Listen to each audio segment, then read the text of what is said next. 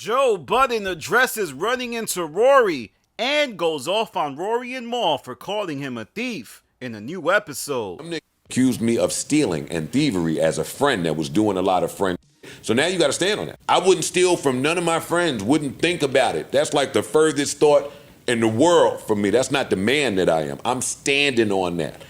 You stand on that side, stand on it. There's nothing to talk about from there. Dog, as a friend, you accused me of stealing. There is no misunderstanding. When you have stolen before, like when you have committed crime, when you have lied, robbed, B&Es, it take mad years to restore your reputation. True. The last thing I need is around me so the public think that you know me a little bit to come and try to kick my back and like you got some type of information. Hell no. Stealing from who? That's right. On a recent episode, Joe Budden brings up how he just ran into Rory at the Lucky Day concert.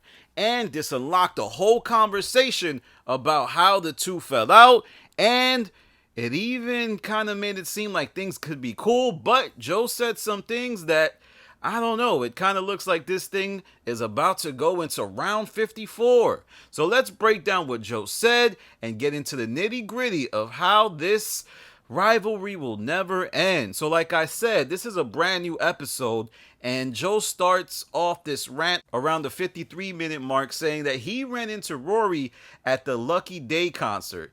And he kind of says he no longer has a problem with Rory or with anyone, and says that the reason that a lot of people have issues with him is the way that he detaches from some folks is really cold. So I guess what he's saying is that once he finds an issue with someone, he can be really, really maniacal in letting someone know that he has no type of attachment to them. Basically, he cuts people off. And I think Joe might be trying to seize the narrative here, as this is not necessarily one of those detachment things. Rory and Mal had an issue with the way Joe Budden was running the business. It's not about detachment. I must say that I thought Joe Budden was about to be a grown-up about a little bit, way through the rant. But I gotta tell you, every time he talks about Rory and Mal, it looks like he gets heated, because then he gets into the issue of being called a thief by Rory and Mal and doubles down and says that Rory knows he didn't steal. And I must say, it was actually Mal who called Joe a thief, not Rory. So maybe he's misremembering, or he just thinks Rory called him a thief because Rory never decided to, stand up for him once Mal was doing all of that. Then Joe says he has no problems with Imani's man, and he's referring to Rory. So you can tell by the framing of how he's talking about Rory, there's definitely an issue there.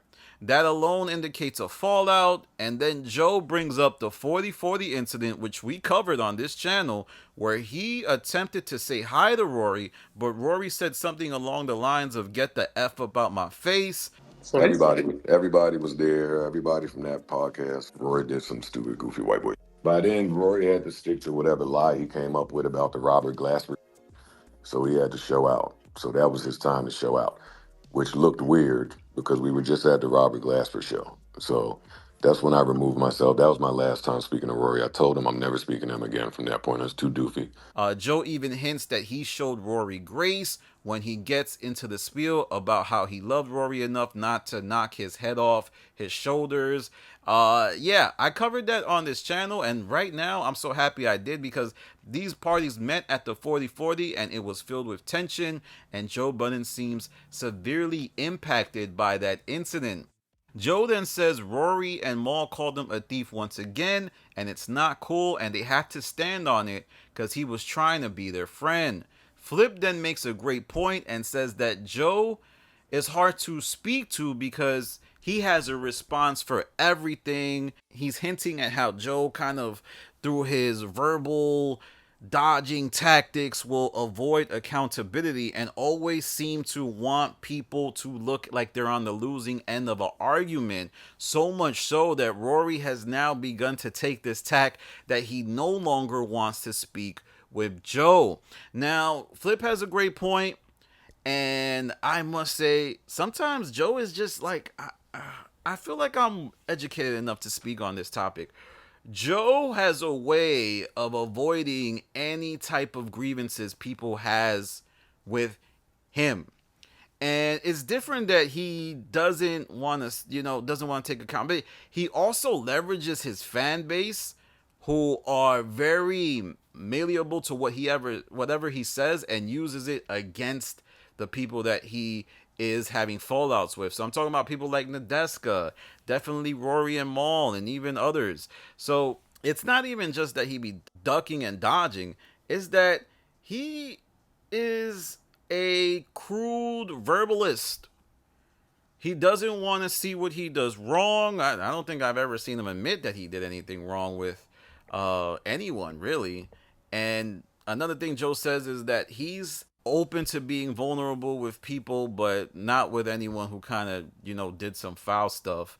And yeah, this was an interesting episode, and it largely came from them running into each other at the Lucky Day concert. It seems like Joe and Rory had no type of conversation. They didn't say hi to each other. And also, this episode, Joe has Brandon Jennings on the show, and I must say that's odd because we all know Brandon Jennings and Mal had a pretty public fallout. I might do a whole video about that. I still gotta listen to what Brandon Jennings participated in on the episode. Joe is one messy dude. Like, he's a messy ass dude, and this is kind of his bag. Like, I know a lot of people, especially the Joe Budden fans, just kind of see things the way they see things because they're deeply attached to this creator in a fashion that borders on insanity. And I know that sounds crazy coming from me, but I'm here more so to examine that relationship where, Joe Budden's so popular that people don't even see that sometimes he adds fuel to the fire. Like, he's been toying with this interview of Brandon Jennings for a long time. And would Joe really interview or have Brandon Jennings on the show if he didn't have some type of relationship with Mal?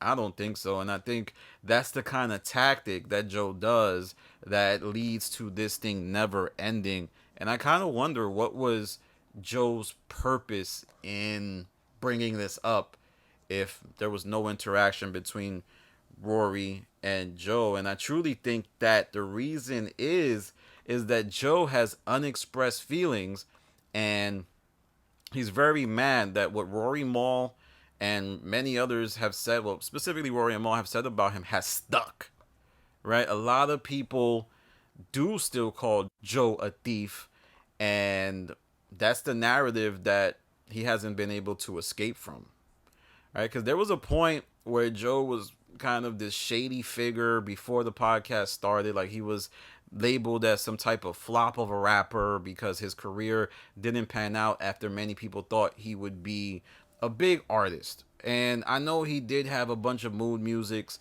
but when he first came out, people thought he would be somebody who could go platinum, at least with every release, but that didn't pan out. And then he does the podcast, and he kind of goes through this reformation where he's positioned as a person who looks out for his friends, and these guys are gonna make it in the industry where a lot of people are snakes to each other. But then Rory and Mal break up with Joe, and now he looks like a snaky dude. And as someone who kind of goes through that, sometimes where people put flaws and characteristics on you, I can understand why Joe is mad at that. And that's why I feel like in this episode he was trying to really do amends, but then he got reheated halfway through. But let me know what you think. How will this end? I feel like this is just never gonna stop. And Joe kind of hinted that he would be okay with speaking to them or something like along those lines, but he's not talking to anyone who has a 33, 34-year-old mindset. Obviously, that's Rory's age. I don't know if he's also talking about Mal. But we will have to see what comes of this. We will have to see if Rory and Mal responds. I don't know. I don't know if they want to respond. I think they might. I know Brandon Jennings being on the show is something Mal probably finds disgusting, but we will see. All right, Joe, let me know what you think in the comments. Follow me on Instagram, to Stop TV. Follow me on Twitter, to Stop TV. I'm going to be responding real soon to some people who were very mean to me. Very, very hurtful. All right, y'all. This is Danny from The Stop. Peace.